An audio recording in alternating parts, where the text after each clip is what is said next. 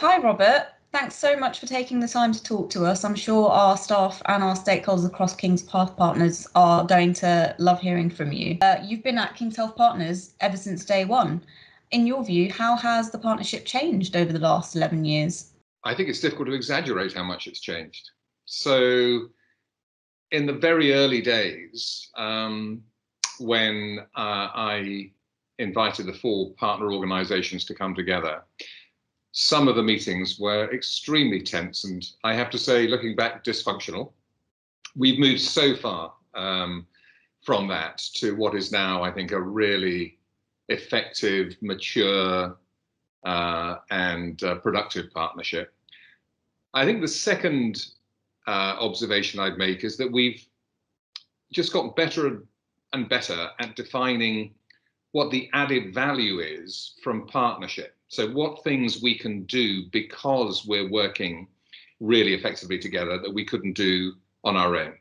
And part of my job leading this venture has always been to make sure that we're being honest about things that we can reasonably attribute to the partnership, as opposed to the things that the partner organizations would be doing on their own anyhow. So I think we've teased out and developed where the added value lies. And it comes really from the integration of the university with the hospitals. It comes from the 2 acute trusts working ever more closely together. And it comes from integrating the mental health agenda with the physical health agenda. So those are examples of added value. And then I think those are very nicely expressed by the range of cross-cutting themes that we have across the partnership, the mind-body theme, the data theme, and the value-based healthcare theme. And then thirdly and finally, I think that a relatively recent development, which I think points now towards the future, is that we've evolved our ambition and enhanced our ambition by recognizing the value of drawing life sciences industries into what has currently been a bilateral partnership between the university and healthcare providers, now to say, well, actually, if we really want to have the maximum impact, then the complementary skills that some industries bring will turbocharge what we're doing. That's really interesting. And I mean, you've noted quite a few things that King's Health Partners has achieved, and as you say, the value added that we've grown into over the past 11 years. But I mean, what do you think would be our greatest achievements? How long have we got? So let me be brief. I would put those into maybe 4 categories, the things that I would highlight. Perhaps one logical place to start is the really high impact discoveries that we've made that have already impacted on patient care and clinical outcomes. Now, again, there are many things I could quote, but I'll just highlight 3 or 4. So I think the work of Gideon Lack in peanut allergy, I would dare to say, has been some of the most high impact public health research that I know about. So he's changed the guidelines. We thought that the key was to avoid peanuts, and what Gideon's work has showed is no, straight from the breast onto peanuts is the way to avoid that very big, public health problem in children. I think a second has been the work of Peter Goseby, developing an antibody for migraine. Who ever thought that we'd be treating serious headaches with antibodies? So that's been brilliant. Andy Tutt's work in triple-negative breast cancer, he's been instrumental in developing a novel kind of drug that really gives hope to women with that horrible cancer. Drugs called PARP inhibitors. And then again, categorically very different, picking up some of our global health reach. Andy Shannon's work in low and middle income countries, managing preeclampsia really effectively with very simple interventions, very low cost blood pressure monitors that are easily used in all settings to really make an impact on reducing preeclampsia. So I think that's one suite of impacts. Has been some really important discoveries, and I'm sure there's much more to come. Really interesting examples. I guess my follow-up question would be, what do you think the benefit of the King's Health Partner way of working has been to help push those pieces of work forward? Yeah, that's a good question. Would you allow me just to come back to your prior question, because there are a couple of other things which to some extent address your follow-on question, because my second, I think, big achievement would be the recognition that we promulgated nationally and I think internationally of the importance of integrating mental and physical healthcare, and just recognizing the extent of comorbidity.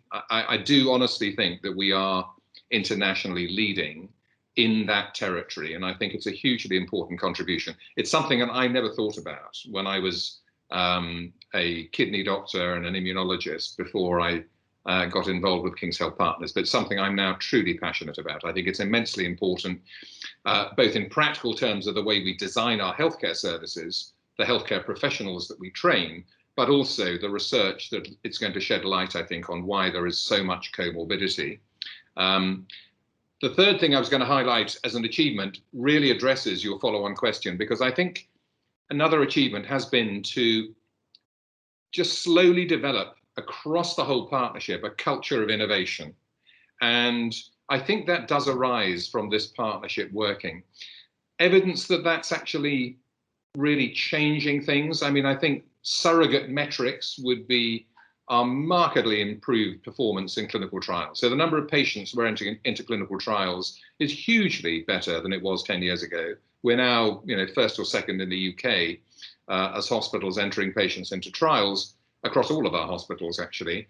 And that is actually, it's not such a trivial point, because as you may know, there's a correlation between the fraction of patients entered into trials and clinical outcomes. So it's good for you to be looked after in a clinical trial rich environment, even if you're not yourself in a trial.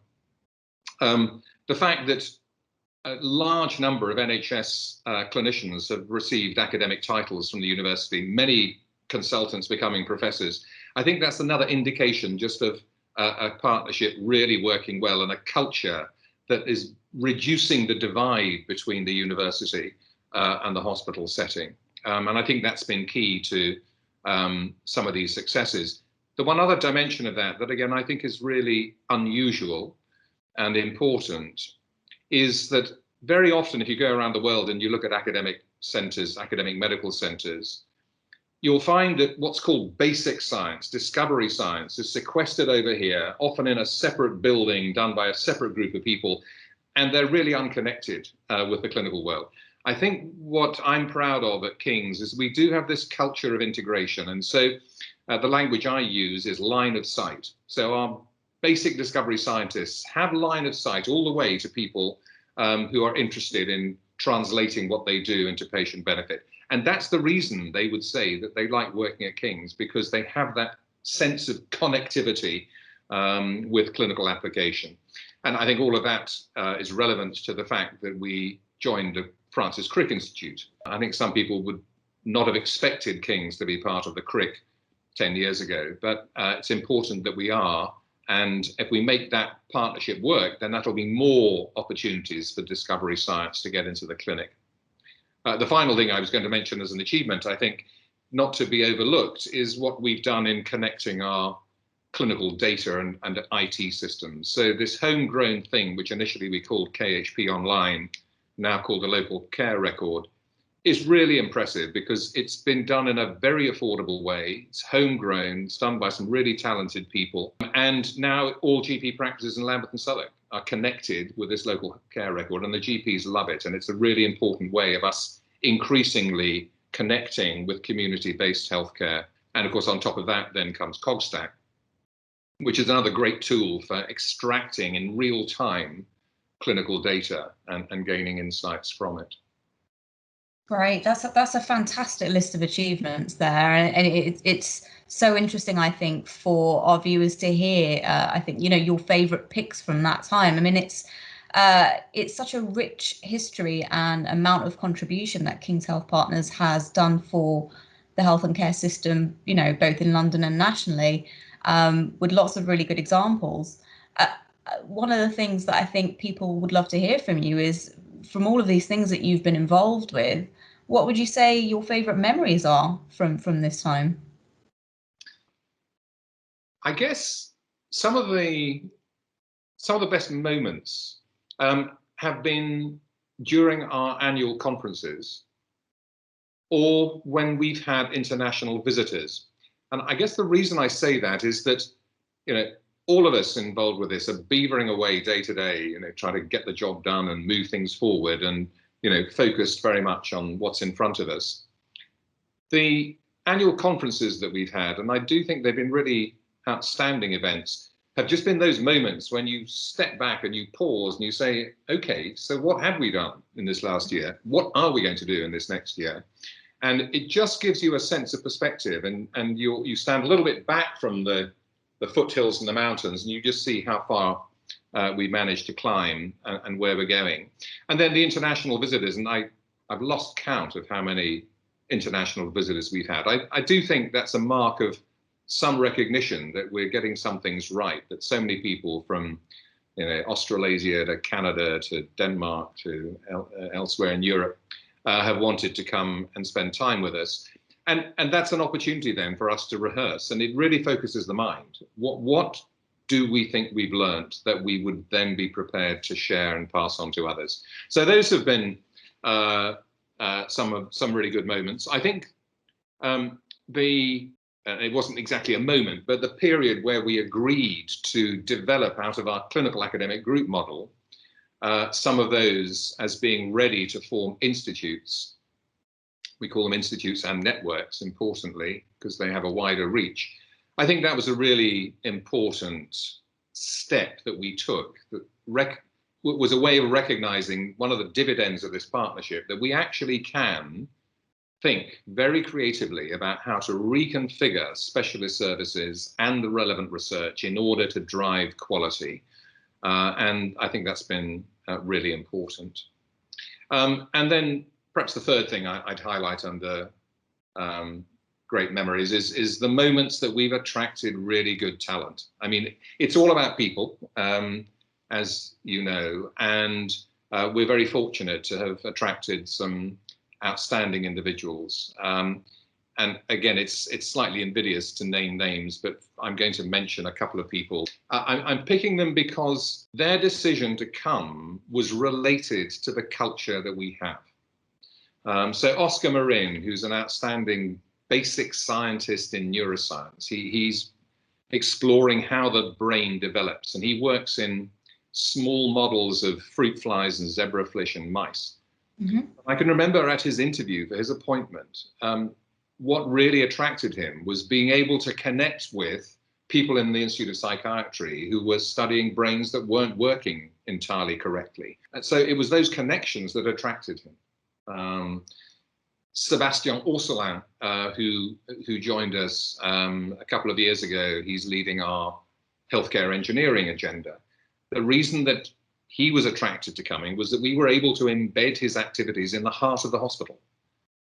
I'm not sure of anywhere else in the world that is building a mock operating theatre to test surgical technology in the heart of a hospital. Mauro Giacca, a very mature and accomplished cardiovascular researcher who wants to help the heart to repair itself after a heart attack. He was working in an institute in Italy, doing great stuff. But again, the thing that attracted him was that he thought, there's nowhere better in the world that I can translate what I'm discovering into patients. And then finally, most recently, Robin Alley, who's joining us in a couple of months' time. Again, he sees a great opportunity to take all the infrastructure we put together and translate that into novel therapies for patients. And I think, the fact that we're going on attracting these great people is really, really special. Yeah, I think you're right. And that's a great answer. I think the people that make up King's Health Partners are absolutely key to its success and how widely renowned it is.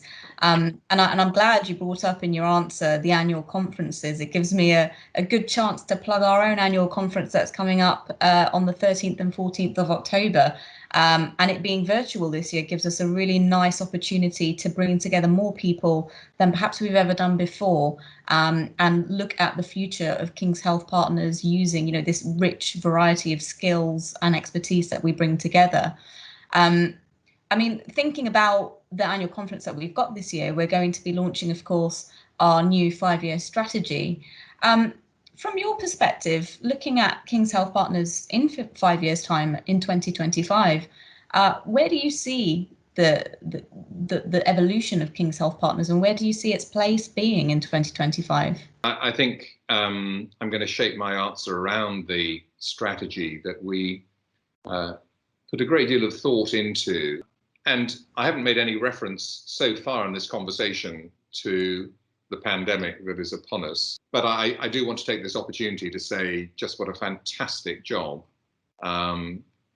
the participants in King's Health Partners have done in this context. The hospitals have been outstanding. The clinicians of all sorts have done a really brilliant job, and the research agenda has addressed this extraordinarily well.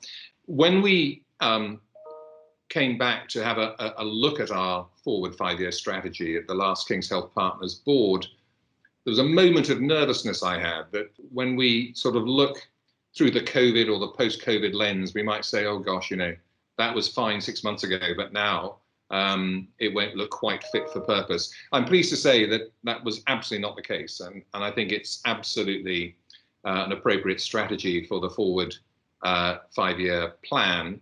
And indeed, the board totally endorsed that. So it's got 4 pillars to it, and I would very much hope and truly anticipate that we'll be able to see progress on all fronts. So in terms of novel diagnostics and therapeutics, I think we're in a great place. Some further important advances in that area, and not least in what's loosely called advanced therapeutics. So that's cell therapy, gene modified cell therapy, and so on. The second plank of the strategy is around system leadership and improving pathways and outcomes across a wider geography.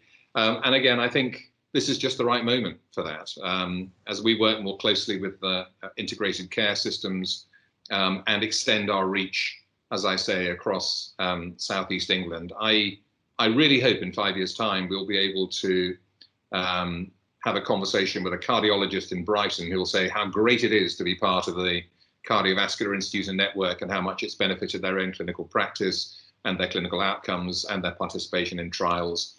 Of course, since I've mentioned cardiovascular, something I haven't mentioned thus far is the advent, or the likely advent, of the Royal Brompton and Harefield to join with Guy's and St Thomas's, and therefore with King's Health Partners, which again, just is another great opportunity for extending our progress in all these areas. The third plank of the strategy is population health and addressing health inequalities, and so important that we make progress there. If I had to pick an area where we perhaps made least progress over the last decade, even though we've talked about it a lot, I think this is now time for us to really step up and take some more definitive action.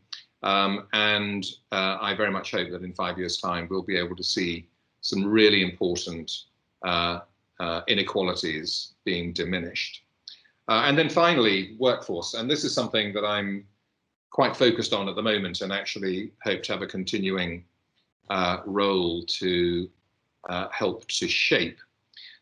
I don't think anybody would argue with the statement that healthcare, the delivery of healthcare, will look quite different in 2030 from what it does now. And that's in large part because of the advances of technology. So more online consultation, more applications of AI, artificial intelligence to diagnosis, more remote monitoring, more care at home, assisted living, and smart prevention.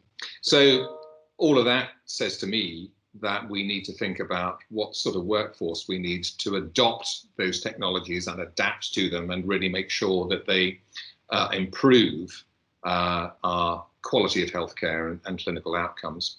So I think I hope we'll be really innovative across King's Health Partners in shaping the workforce and testing novel kinds of healthcare practitioner that will influence the rest of the world.